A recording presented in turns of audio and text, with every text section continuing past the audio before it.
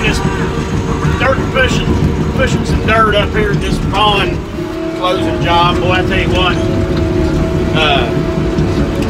this thing is just exploded. Like it. I don't know where all this dirt's coming from. But I'm making it. All the guys are gone. Just me here by myself. I've been jumping out of the hoe and getting in the dozer and pushing with the dozer. And then I get back to hoe and I sling a bunch more dirt. Then I get back to dozer and I run over here and I shove it out. I'm kind of building this face. Kind of building the face of this up down in here. Just trying to slope everything.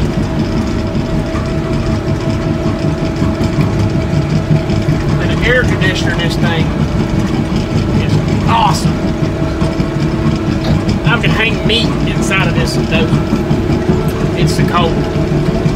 I screwed up one time and told Myco, I think, Myco or Pyro, I told them to go start the dozer up, and they was doing me a favor by turning my air conditioner on for me. They had it on wide open, and I don't know, one thing led to another. It was 30 minutes or so before I climbed in it, and I almost thought I was going to get a torch and heat the doors up to get the doors open. It frosted. It actually frosted the windows in here. It was so cold.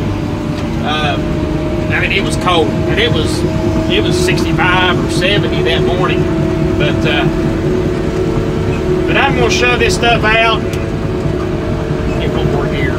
I'm gonna shove this stuff out. I'm gonna try to quit here about 10 after 7. I want to be done. I'm ready to go home. It's about 6:15 or so, I think. So we're making some pretty good progress. I got the dam cut down. Right through the center, it's 12 feet wide. It's a dozer. It's a 700 dozer blade wide down through the center of it. I had to put a little bit of dirt in the bottom. I only put about 3 feet actually in the bottom, just because I just kept cutting and cutting and cutting. And to make these slopes work how I want them to work, I want this, instead of the cut being right down the middle of the dam, and then out here where the water's actually got to get out, it's up the field a little ways. I just think it was going to look like poop on a duck if I actually cut it down the center and then tried to flow. I just didn't think it was going to look right. So I moved the cut on the dam down that way about 30, 40 feet. But I'll get you some videos of that, pictures of that later. But yeah, I got some quiet time here, just me, the rest of the day, and I ain't got which Myco has been on the dozer. He's been on the little 650 today, and man, he's done really good. He was having some problems. I stayed out of the way. I know that's probably a lot for you all to believe, but I did. I stayed out of there. I didn't really go over and tell him anything. He wasn't going to get himself killed, so I didn't go over and tell him nothing. I left it all to Rook. I let Rook be the teacher today, and he done really good. He done really good. I think he'll make me a fine operator. I think he'll make me a fine operator in about another year or so. You know, dozer hands are handy. I mean, excavator guys, yeah, I love having an excavator guy too.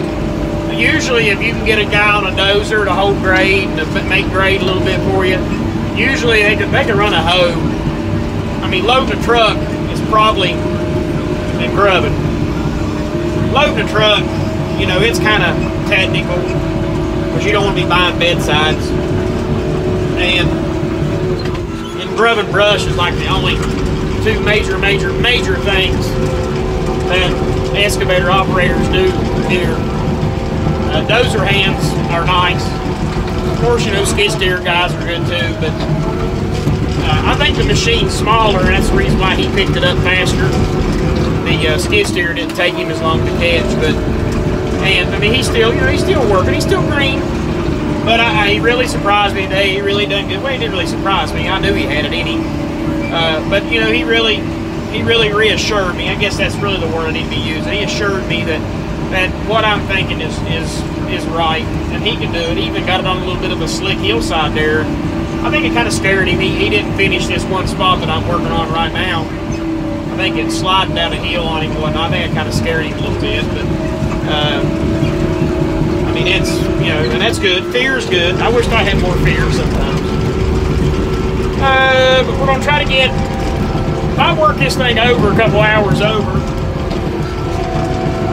like out of the spoil pile there, idiot. If I can work this thing over another hour by myself, I think I can get this thing close enough to where tomorrow we should have it. We should have it ready tomorrow, ready to reclaim for Thursday. Thursday, I have to go. I won't be here on this job. Me and the big pusher is going to, I think it's Williamson with Chubby Brumfield with Brumfield Mobile Home Movers, and I'm gonna help him drag a house back up on a mountain in Williamson, West Virginia. So I will be in Williamson, West Virginia, and the big pusher Thursday.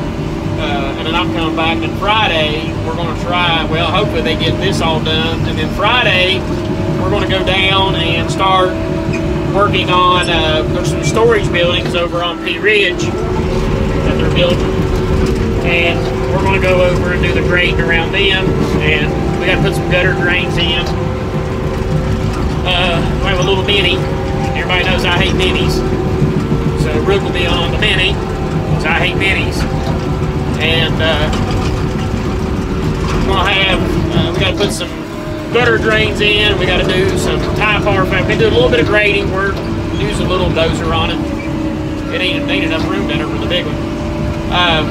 We'll take the little dozer down, skid steer down, and we're gonna get us a little mini in there. Put us some. We got like 500 feet of gutter drain to put in. Not bad. We should have all the gutter drains in today.